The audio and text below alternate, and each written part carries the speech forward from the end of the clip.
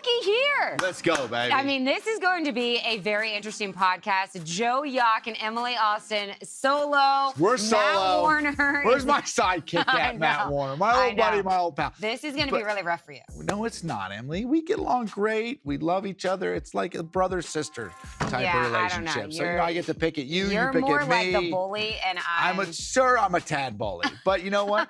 So is Matthew.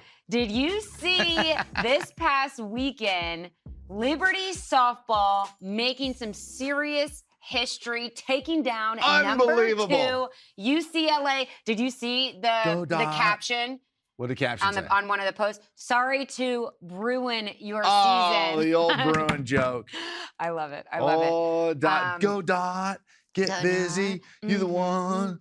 That was a massive win. I know. And we massive. Called it. I'm not saying that we know everything here at the Flame Central podcast powered by Alcova Mortgage. I'm not saying we know everything, but I'm pretty sure we talked about that this was the perfect script for Dot Richardson playing her alma mater, being in the same regional, and boom, they take down the number 2 team in the nation. And if you were on social media to see the reaction of Liberty softball upsetting UCLA, it was a beautiful thing to watch. You know, the best part about it is we could feel it because of the Flame Central podcast when we had Powered by Alcova Mortgage, of course.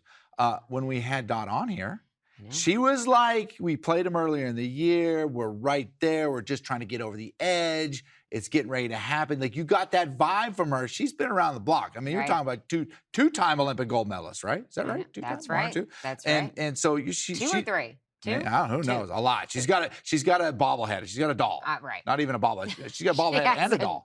Wait, no. She has a doll. It's in Matt Warner's office. She has a doll. Actually, he might have taken it on the trip with him. I could see that. She has a doll and a bobblehead, I believe. Doesn't she have a Liberty? She has both. She got both. Few people. Does Hugh Freeze have a doll? No, he didn't get a doll. He didn't get a doll. Jamie Chadwell, no. Sam Retigliano, all the coaches of the past. I'm going to say right now, there's one coach at Liberty University that has a doll and a bobblehead, and it's Dot Richardson. And you could feel the vibe from her when they lost to UCLA the first time, come back around. They were going to get it, and they did it. Yeah, she knows what's up. We will talk with Dot in just a moment. I did a Teams call. I went above and beyond. Came in a little early to get Dot Richardson before they headed to the airport. That doesn't happen often for you. This does not happen often. This is actually extremely rare, especially since Matt Warner is not in the building. The cat is away, the mouse will play. Right. However, we got, I forgot you can see my shoes with this new shot that our Doug Cruz, I have to keep my shoes on because I got no socks. Look at him walking over there. He's like, we got to tilt this camera up. Okay. I don't know if you are listening, but we're also on YouTube if you want to watch. Go to the YouTube if you want to watch. Go to the YouTube. And that's also, while you're on the computer, go to the Google machine. Go to the Google machine and, thank you. What a lead in. I know. Sorry, I'm all over the place today. You Google Joe Yock, Jauch, and you'll find the Flame Central podcast, but you'll also find me there as the Lean Green Mortgage Machine, Alcova Mortgage. Let this podcast be powered by Alcova Mortgage, and let's roll with it. It sure is. Okay, in just 100%. A moment, we are going to go to a Teams meeting, like I was saying, that I recorded with Dot before they headed to the airport this morning, Monday morning. What about that slide?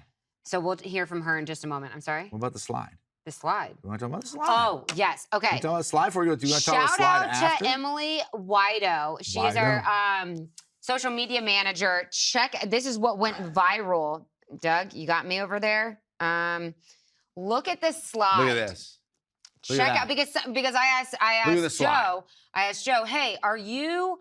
Did you see the slide for them to get the win over UCLA? I saw the slow-mo video and he said it was close. And I'm like, no. Look. Zoom in, eh? Look at that. Zoom in, eh? Look at Rachel Roop. Look at that. Look at that. Don't look at my nails. Gosh, I got it. I mean, somebody frame that and put that. You know what? Actually, before I even tell you what I told Dot Richardson, why don't you just listen to our conversation? Because this is some good stuff about what my idea is about this slide, and Joe and I will react to it in just a moment. Okay, here with head coach Dot Richardson. What an incredible run for the Lady Flames. Just so happy for you guys. I know you are probably disappointed coming up short, but Take me back. Let's go back to the UCLA game, Coach. This was such a cool experience for you, I'm sure, playing your alma mater. Take me back through that moment and some of the emotions of taking down the #2 team in the nation. Well, we first have to start with Friday night's game. We did not play very well, so we get in the losers bracket. We saw before that game that UCLA got beaten by Grand Canyon. So we're like, no way. They're going to come out with vengeance, #2 team in the country. And our team hadn't played very well. And that morning, just talked to the team, and they got pretty fired up. And it was amazing to see. It was awesome to beat UCLA, to take down #2 at their home stadium in front of a home crowd. And it was just incredible. I think it's a historic moment for Liberty softball. For sure. Where does it rank on some of your accomplishments? Because I know you have a very long resume of accomplishments, but that's such a unique and cool moment for you, I'm sure. Well, as a coach, UCLA has been a benchmark for me to measure our team and our team's success and the development of Liberty softball program. And so I try and play them every year that I can.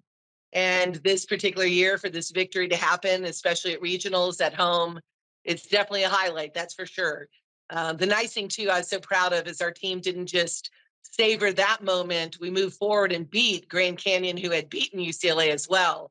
And so it was, like I said, very historic moment for Liberty softball for me. It was gratified to see that our program, like UCLA, when I was there, we wanted to build a tradition of excellence. And it began when we won the first NCAA championship when I was there. And since then, 11 more national championships or World Series championships. And so for Liberty to be at this level, competing at this level, it's just very promising for the future of our program. Yeah, I want to get to that in just a moment of how much this really changes the game for this program. But before I get to that, did you know the runner was safe, coming in? Was it Devin Howard? No, it's Rachel Roop. Rachel Roop. Okay, so she comes in. That shot, I'm sure you saw the picture, right? The still shot. That was incredible. Unbelievable that they caught the photos. I'm not in charge of like graphics around Liberty softball, the facilities and everything, but I'm pretty sure that needs to be on one of the walls in the team room or somewhere, wherever it is in the facility over at softball. We need to make that happen. Well, that photo totally went viral. I mean, it's awesome. And Roop took a little wide turn in order to get there. And I think she just purposely wanted to pose for that shot. Oh, yeah. That photo was going to be awesome. Let's go in the circle. Carly Keeney, the two complete games that she threw on, what was that, Saturday? I'm getting all my days mixed up. Saturday. I mean, try to put into words like how difficult that is, and you guys walk away with 2 wins and how exhausted she must be. I think she's still in the lead in the nation. Matt Warner mentioned last week that she was leading the nation in innings. Just what she brought to this team this season. Carly Keeney, we knew was going to need to be a workhorse for us this year because we didn't have a lot of experience coming in the circle. And so proud of Paige Bachman getting better. She just really got a lot more innings than last year, which wasn't hard to do because it was only 1 inning. Emily Estroff was a utility player. She transferred to us, and we knew we needed her in the circle. So that really brought us to Carly. And I said, Carly, be ready to throw a lot of games. And she came in prepared, from the summer to also the winter. And I believe she is either 1 or 2 in the country. I think Ohio, Miami at Ohio may be pretty close to her. So she's either number 1 or 2 in Division I NCAA softball for the number of innings thrown. And she was just unbelievable. She did fantastic. And I was so proud of her. Team supported her. It was awesome to see. I'm going to let you go in just a moment, Coach. I have a couple more. Caroline Hudson. I know Carly Keeney has another year because of COVID, so that's exciting to get her back in the circle next season. Her BFF, Caroline Hudson. I get so confused with all the COVID extra years. Will Caroline Hudson be back next season? Caroline Hudson, Huddy, could be back next year. However, We do not have her master's program. Well, who do I need to talk to? Who do I need to talk to add that this summer?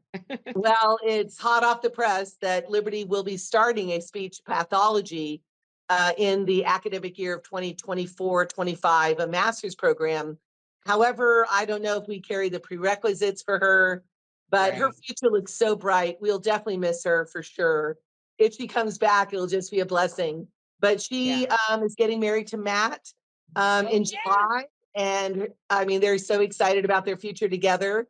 And we are going to miss her tremendously. So keep your prayers out. Maybe things work out. She'll come back. But if not, she has made an incredible legacy here at Liberty, helping to put us on the map as well. So we're just so proud of her. Yeah, she's been awesome to work with. Praying that she will return, but happy for her either way, what she's done for this program. Coach, what did this team teach you this season? Well, this team taught me, one, that God is faithful. It was really crazy, just the year, a lot of ups and downs. The team in particular just showed a lot of resilience and a lot of searching for the Lord. And so I'm so blessed to be a part of that. Just from inter-drama, that happens sometimes with teams to, on the field, we never really knew where we were at. We'd be up and down. And that was kind of tough to see. But boy, did we answer to the top ranked teams in the country. When you look at, defeating Alabama, Clemson, UCLA, this team rose to the occasion. And it was just so great to see. And they didn't give up, not playing well at the ASUN conference tournament. Offensively, our bats just got pretty silent. And they were that first game at regionals. And then to bounce back with the number 2 ranked team in the country. Just so proud of them. I feel like every year, each team has taken like a step forward, This team might have taken this program to an entirely different level. What does this do for the program moving forward that you guys are taking down the best in the country? Well, you look at it as just confidence within each of the players. A lot of them are back, like you said. Emily Estroff, Devin Howard, and Caroline Hudson are the only 3 graduates, The other big thing is for recruits. It really fires them up to see, boy, we're going to be on ESPN2, right? We're going to be ESPNU. We're going to be going to regionals. It sets a standard of excellence that is expected now. It really is. And that's what we're looking for, recruits that can handle that. They don't look at it as pressure. They look at it as excitement, and they prepare for it and work hard for it. Our staff is already fired up too for next year, what we're going to be doing and how creative we can be to just prepare our team to get the goal that we want, is super regionals and above. World championships, baby. I don't know if we should put that Roop photo, safe at home, like on T-shirts, or maybe we put them on cards, like little greeting cards for recruits, and put inside "come home" and because Roop is safe at home, something. But we got to do something creative with that photo. I'll ask Matt if we can get some wraps around here in our offices. Thanks so much for coming on, Coach. We wanted you part of the podcast. Hope you guys have a safe trip back home, and we'll be in touch with you this summer. Thanks, Emily. And thank you, everyone supportive of Liberty University, Liberty Athletics, and Liberty Softball in particular. Just so blessed. The blessings keep coming. God is so faithful. Let's keep our sights on him, and everything else will take care of itself. Go Flames! Go Flames. Before I let you go, Joe Yock is probably we'll give you a mug when you come back. But Flame Central podcast powered by Alcova Mortgage. Go ahead, Coach. Say that one more time. It's the Flame Central podcast powered by Alcova Mortgage. If you could repeat that for Joe. Alcova Mortgage. Flame Central powered by Alcova Mortgage. I love it, you guys. You're awesome. Thanks, Coach. We'll see you soon. God bless you. Go Flames. Did you like how at the end there still had her say Flame Central podcast powered by Alcova Mortgage? We have to remember that it's 3 hours earlier there. So shout out to Dot for waking up early before the airport and coming on so we could get this on the podcast, and her reaction to such a big victory for this program. But What do you think of my idea of using this as the wrap at the Liberty That is the national recruiting, give the girls, and like, here's the standard, girls. And that slide under, it's a game of inches. It's a game of centimeters. It's right there. This is what you have to do to win championships. You put that, you wrap that thing. I might wrap my truck in that thing. We should actually. You should have. Liberty should have a truck wrap somewhere with that slide on it. Okay, 100%. We are going to talk baseball, and I'm going to spend about 20 minutes breaking down how the ASUN championship works. No, we're not doing that. I'm kidding. But before we shift gears to baseball, it was disappointing that Liberty fell to San Diego State. They would have had to play San Diego State back to back on Sunday night. Lost that first game. But let's just focus on that win on Saturday, those 2 wins on Saturday. Yeah. When you think about them, Liberty softball taking down, baby. Well, yeah, Carly Keeney. But I want to know your thoughts on where taking down the number 2 team in the nation. Okay, we're not talking in the region. We're talking the number 2 ranked team in the nation. Liberty softball upsets them. Where does that rank in terms of the most historic wins ever in Liberty athletics? Not just Liberty softball, Liberty athletics history.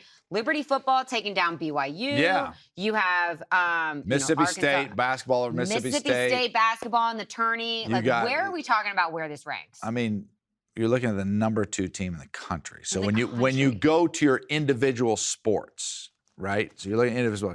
Could softball make the argument like, is there ever been another Liberty University team that has taken down that high of ranked a team? I don't think in their sport. I'm going to say there's no way.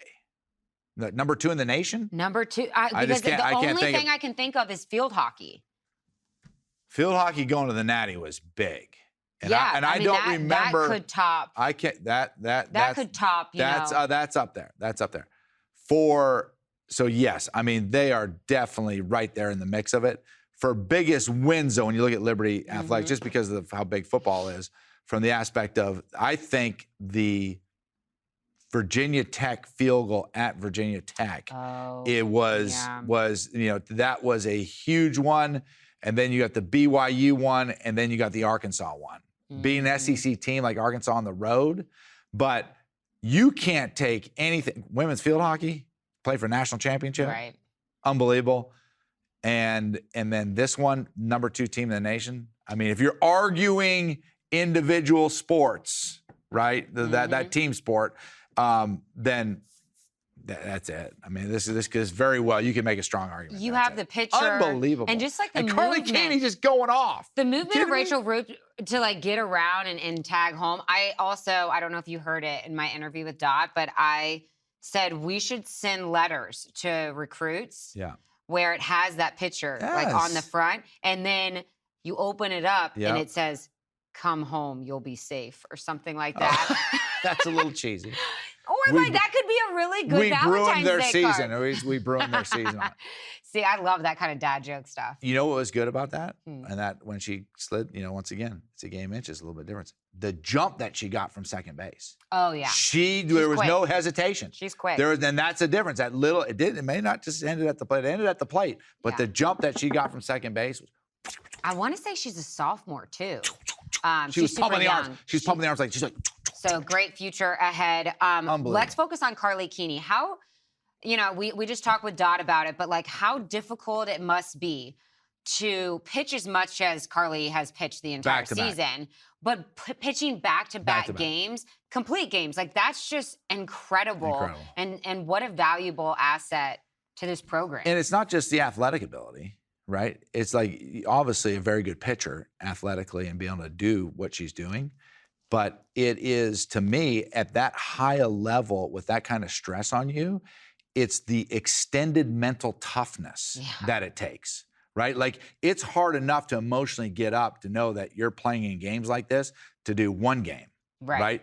And then you think 9.9 times out of 10, that person, after they finish that one game of emotionally, mentally draining, just like, I'm exhausted. But then to have to get up right away. Write it away like, and then do it again. Start the next game. I have more, obviously, an unbelievable amount of respect for the athletic ability that it takes, but I have even more respect for the grind of mental toughness that it takes. The mental toughness. Love so it. we're going to go off the rails for a second. Speaking of mental toughness, you played a lot of golf this weekend, remember, guys.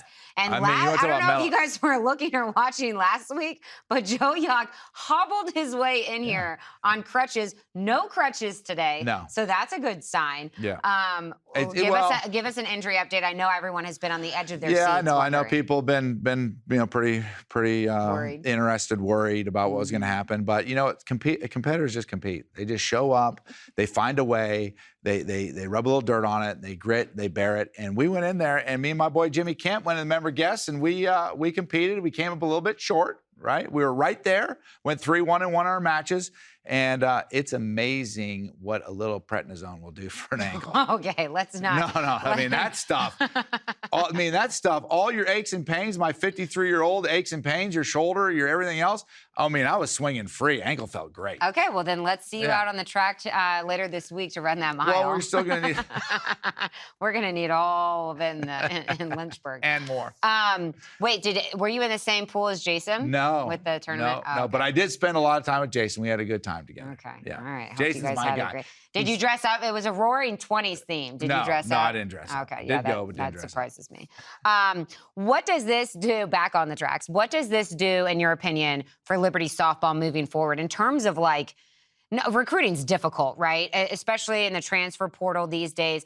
But how much do you think that this type of, another regional appearance, taking down number 2 in the country, what this can do for this program moving forward and in the transfer portal? It's anything in sports. It's all about the process. And so as they progress further along, they show, okay, we can win this conference. Then you start winning. Okay, now we can win on a national level. Now we're beating the same. So you're just hopefully more focused, more better players. And ultimately, you get to that point where you feel as if you have the confidence to contend for a national title, same way field hockey did, right?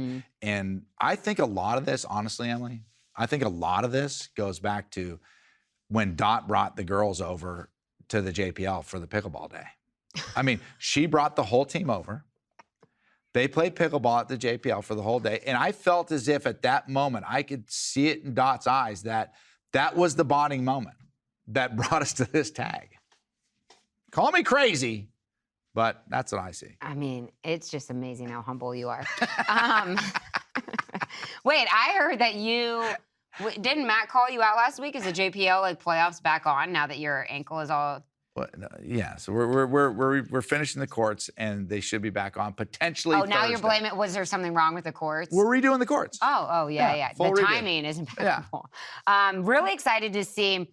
Like I mentioned in the call, every single team has done something to build this Liberty program. I feel like what they were able to do this season was just bringing this program to an entire new level. If I'm in the portal and I'm at maybe a bigger school, that's a what Power we always 5, said before. And I see that Liberty, hey, I don't want to go somewhere to get playing time that's so much lesser, than where some big name program I'm at. But if I can go to a team that I'm playing that high competition and compete for a spot to play on that roster, I don't know, that would be much more appealing to me when you see the success that this program's had this year. You know what guy I really like when it comes to the portal, this whole portal thing.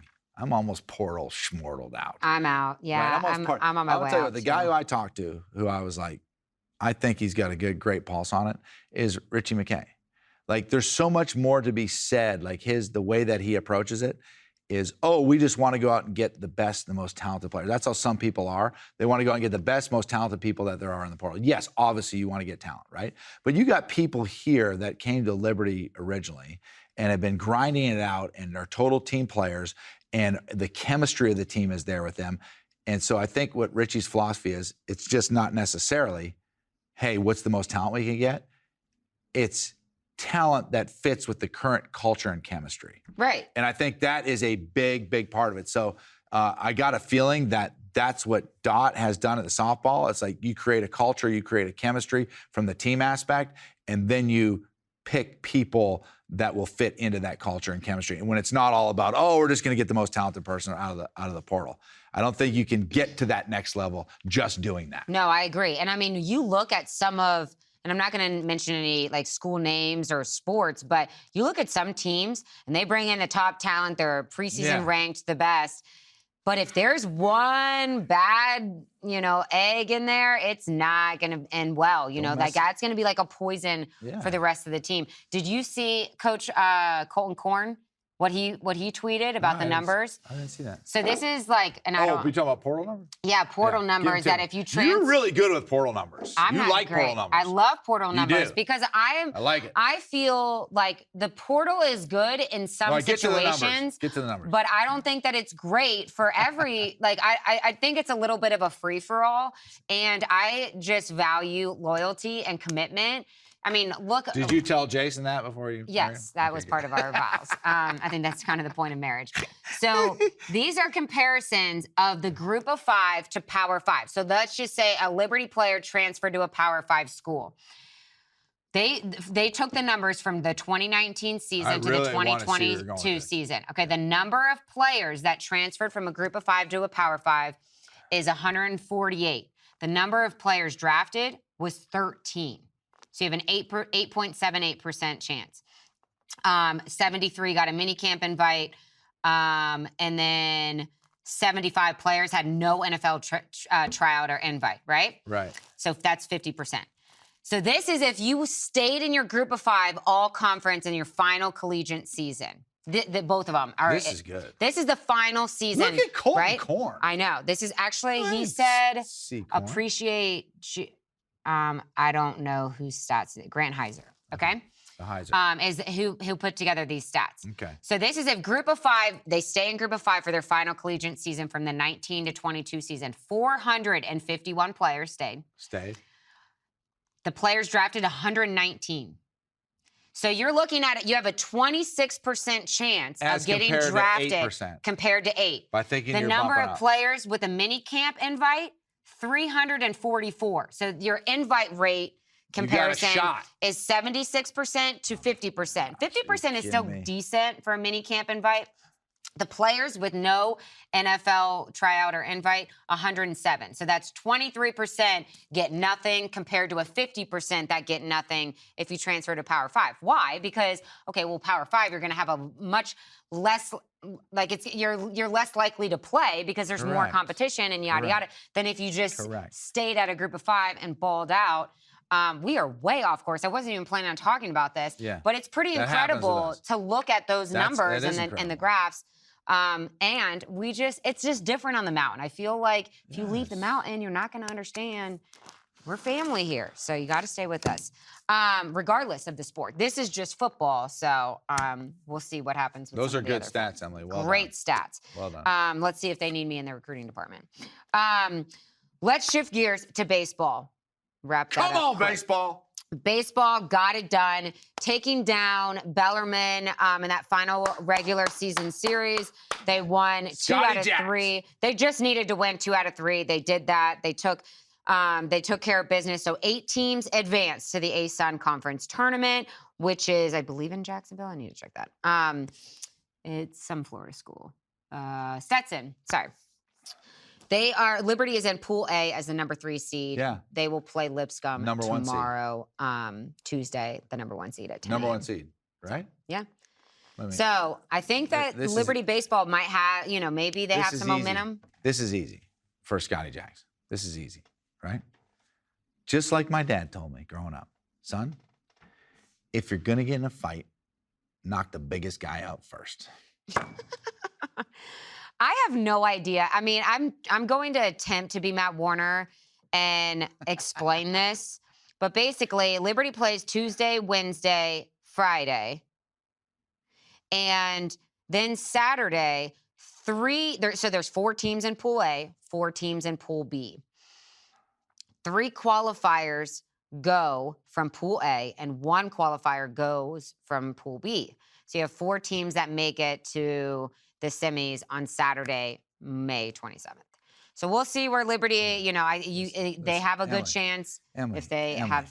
Emily, just listen. Just listen. Okay. All these pools, all this talk, all this stuff, right? Just like the old 1970s Al Davis Oakland Raiders used to say, just win, baby. We won't be there. That's this week. Okay, so just win, baby. I think Scott Jackson feels good about where his team is right now with the energy going into these games where it matters most. Let's shift gears. 19 track and field athletes are heading to Jacksonville for the regional round. This will determine. Yeah, a lot of time in Florida. Good weather down there right now.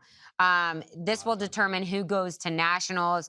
You have pretty much a lot of field events recognized. The 110, 400 hurdles for men, 10K, 4x4, I believe. Yeah, because they took that race. So we'll keep you posted. Your girl, Callie Doan, she will not return any of my texts, any of my calls. You terrified her. And now who's going to train you for your mile? Sometimes I have that effect on people. Oh my gosh, it's terrible. Callie, step it up. I need some training. And then another shout out goes to men's tennis. First ever history made, NIT champions. NIT. They finished with an incredible 17-10 overall record. So, if you want to win, come to Liberty University. Just win, baby. Golf had a great showing in regionals, but they came up short in 8th place. Connor Polander was right there. I know. Right down to one shot. Thought he had it. He was right there. One shot. Great effort by the boys.